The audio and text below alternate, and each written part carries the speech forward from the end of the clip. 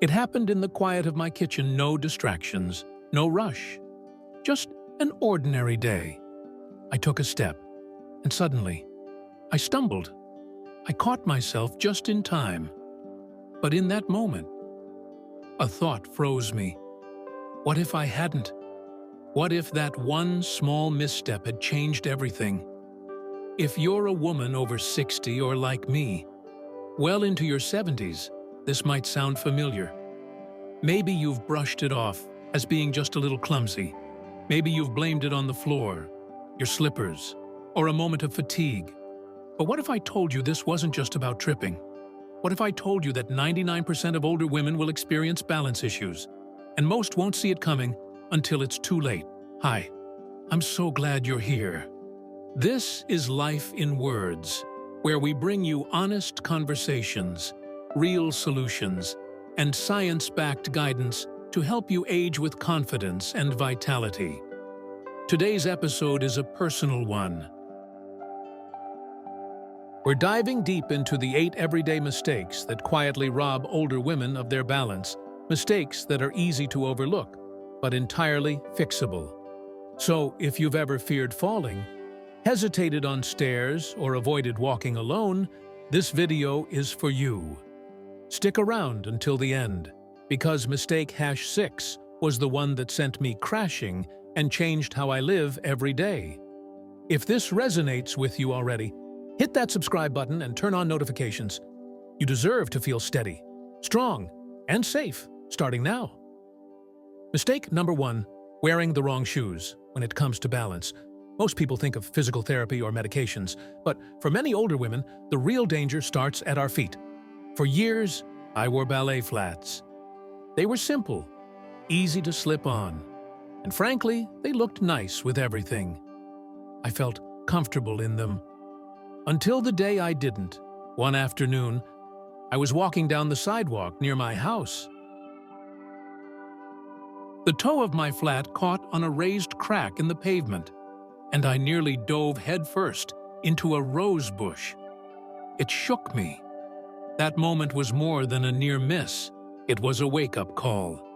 Because here's the truth: as we age, the structure of our feet changes. Our arches flatten, the natural padding on the soles wears down, and our ankle muscles react slower. And those cute little shoes from 10 years ago, they're no longer just outdated. They're a hazard. A good shoe, I've learned, isn't just about style. It's about stability.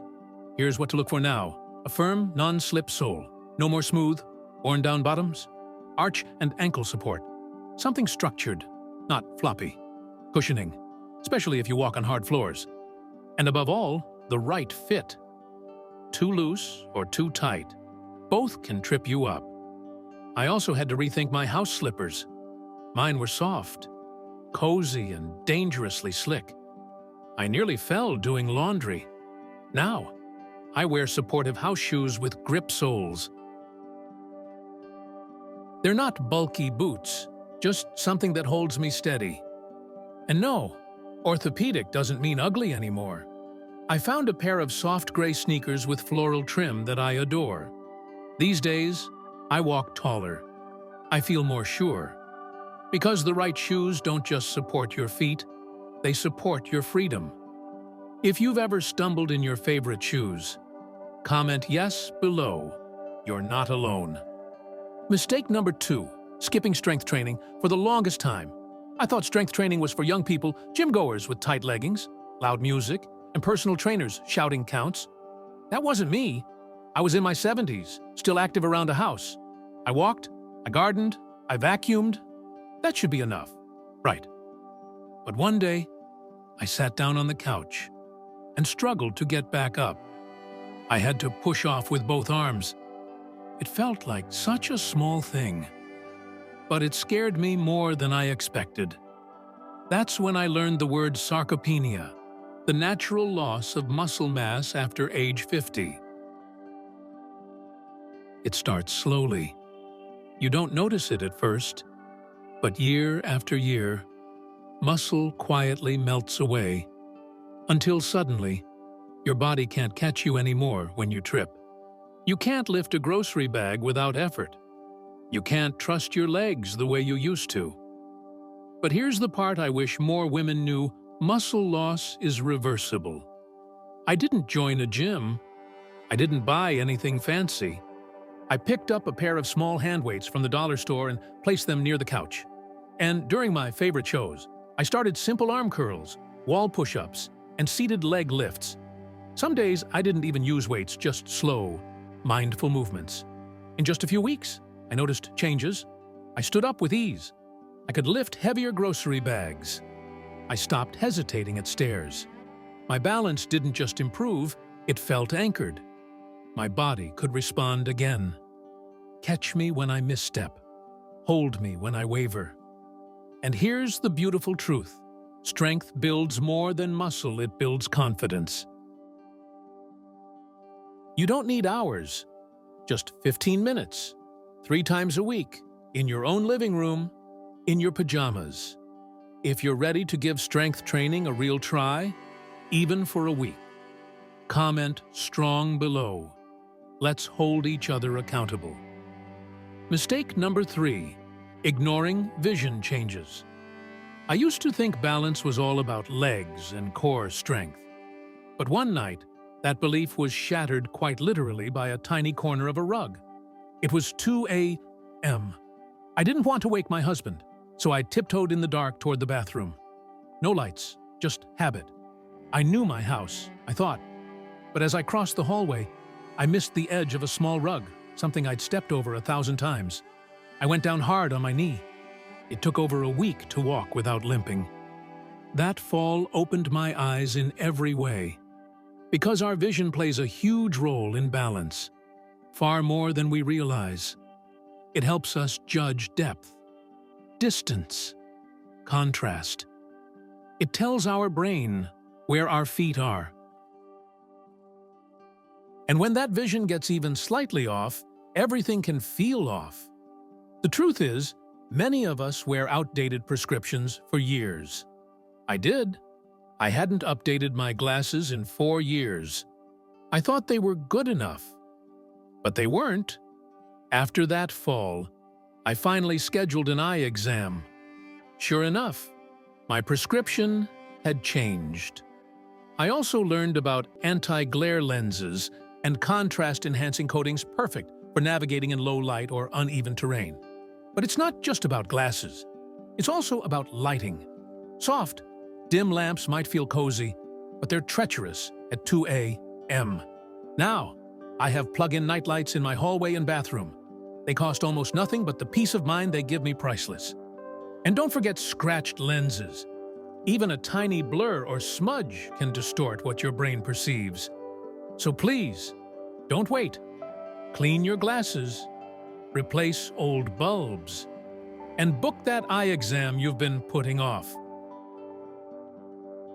If you haven't had your vision checked in the last 2 years, comment I below. It's a small step toward walking with clarity and confidence. Mistake number 4, overlooking medication side effects. I've always trusted my doctors. So when I started feeling a bit off lightheaded, slightly dizzy when standing, I didn't think much of it. I chalked it up to fatigue or maybe dehydration. After all, I was taking a new medication for blood pressure. It was supposed to help, right? But over the next few weeks, I noticed something unsettling. Every time I got up from the couch, the room would tilt ever so slightly. I found myself reaching for the edge of the table. Then, one evening, I stood up too fast and nearly crashed into the coffee table. That night, for the first time, I read the fine print on the pill bottle. And there it was, may cause dizziness or loss of balance. My heart sank. I had ignored the very sign my body had been trying to tell me. As we age, our bodies process medications differently.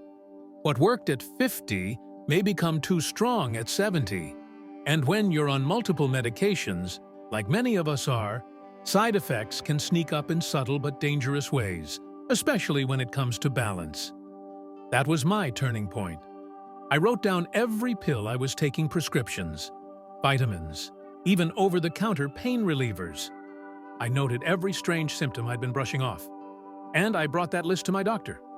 He listened, adjusted my dosage, and within days, the dizziness vanished. My footing felt steady again. Here's the lesson I learned. You have to be your own advocate. Your doctor sees dozens of patients. Only you live in your body. So please, listen to it. Don't dismiss that dizzy spell or unsteady moment. Don't assume it's just aging. Sometimes, it's the medicine. If you've ever had a side effect surprise you, comment check below and maybe take a moment today to read the label.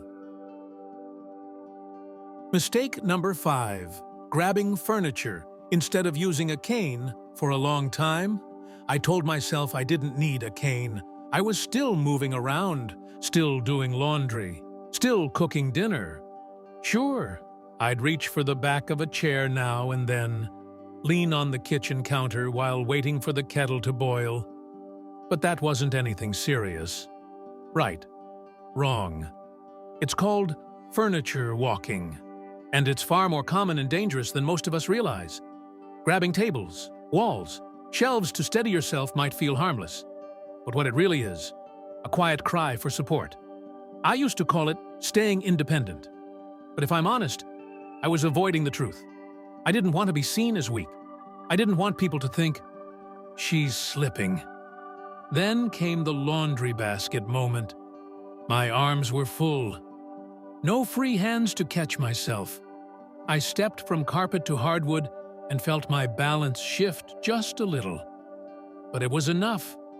I staggered sideways and nearly slammed into a glass side table. That scare stayed with me for days. The very next week, I walked into a pharmacy and found the most beautiful cane, lightweight, floral design, cushioned handle. It didn't feel like defeat.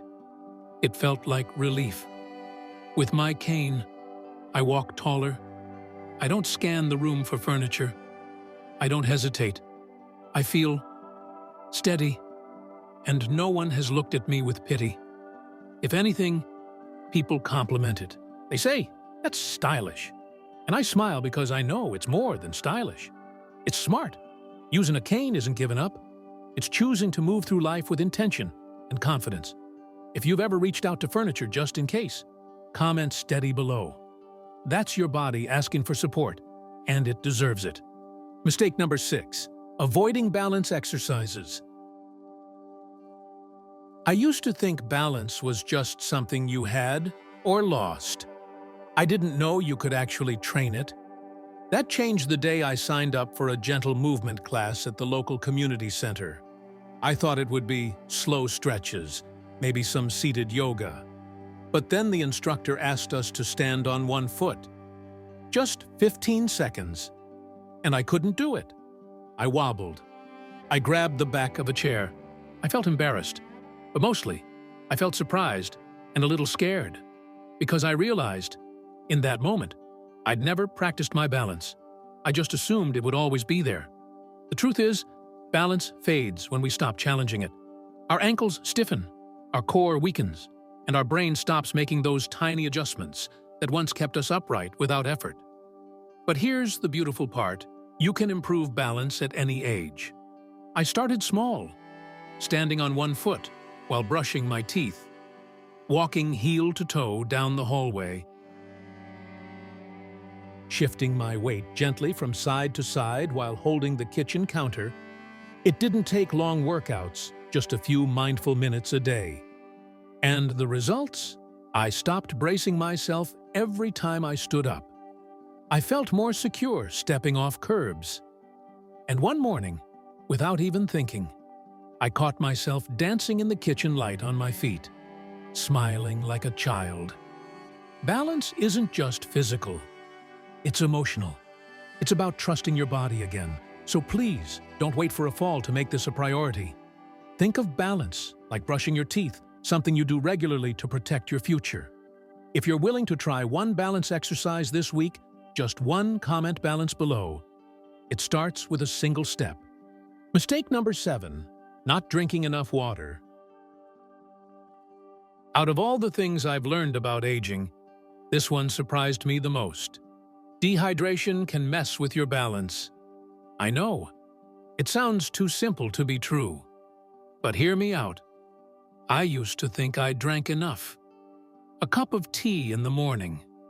Maybe some coffee in the afternoon. A glass of something with dinner. But one day, I stood up from my chair and everything tilted.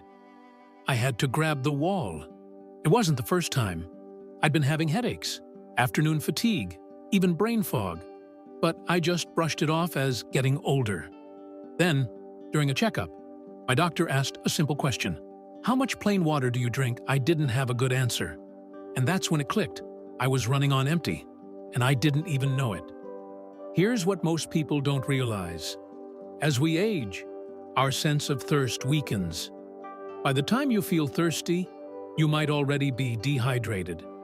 And a mild dehydration can cause dizziness, confusion, low blood pressure, all things that throw off your balance. So I made one small change. I started keeping a notepad by the fridge. Every time I finished a glass of water, I marked it down. I aimed for 6 to 8 cups of actual water each day. Not tea, not soda, just water. The difference was stunning. I felt clearer, lighter. My joints ached less. Most importantly, I stopped feeling off balance. It was like turning the power back on in my own body. And no, you don't have to chug it. A splash of lemon or cucumber helps. Herbal tea works too. Just be mindful. If you're not sure how much water you drink in a day, comment hydrate below and maybe fill up a glass right now. Your balance might just thank you tomorrow. Mistake number 8. Living in a fall-unfriendly home. Our homes are full of memories. The hallway where we raised our kids. The kitchen we've cooked in for decades. The cozy rug by the front door that's always been there. But what we often don't realize is this: the same home that once kept us safe might now be quietly putting us at risk. I didn't notice it until the day I tripped again over a familiar corner of a rug while carrying laundry. My arms were full. I wasn't paying attention, and my foot caught just enough to twist my ankle. I didn't fall, but I sat right there on the floor, holding my leg and asking myself, why did this happen in my own home? That moment made me see everything differently. I walked through my house, not as a resident, but as a visitor looking for danger. And what I found was eye-opening: a loose rug in the hallway, lamp cords stretched across walking paths, dim light bulbs in the bathroom, no grab bars in the shower. All of it had felt normal until it wasn't. So I made changes. I swapped loose rugs for non-slip mats. I added grab bars next to the toilet and inside the tub. I installed motion sensor nightlights in every hallway. I moved heavy cookware to waist level. None of it cost much, but the peace of mind it brought invaluable. We don't need to redesign our homes. We just need to adapt them to support the bodies we live in now. And it's not about babying ourselves. It's about protecting our freedom. If you've ever tripped on something in your home and said, "That's always been there," comment safe below. It might be time to look at familiar spaces with new eyes. Conclusion: you're not weak for being careful. You're wise for preparing. So there you have it, 8 simple mistakes that don't feel like mistakes at first. A pair of old shoes, a glass of water skipped, a light bulb not replaced, a prescription taken for granted. But slowly, silently, they begin to steal your balance, your confidence, and the quiet freedom of moving through the world without fear. And here's the truth. I want you to hold close. You're not powerless. You don't have to accept unsteadiness as just part of aging. You don't have to live in fear of falling. You don't have to give up your independence to stay safe. What you need is awareness, a few smart choices, and the belief that it's never too late to change course. I know it can feel overwhelming, but even a single change today can protect you tomorrow. Whether it's booking that eye exam, drinking another glass of water, or finally swapping those worn-out slippers, you are investing in the version of you who still wants to dance in the kitchen. So I'll leave you with this. Which of these 8 mistakes surprised you the most? Or maybe, what's one small change you're ready to make today? Let me know in the comments. I read every one, and your story just might inspire someone else. And if this video helped you feel seen, or reminded you that strength doesn't have an age limit, please like this video and subscribe for more empowering stories and simple guidance for living well at every age. Take care of yourself. You've come so far, and your next chapter deserves steady feet and a strong heart.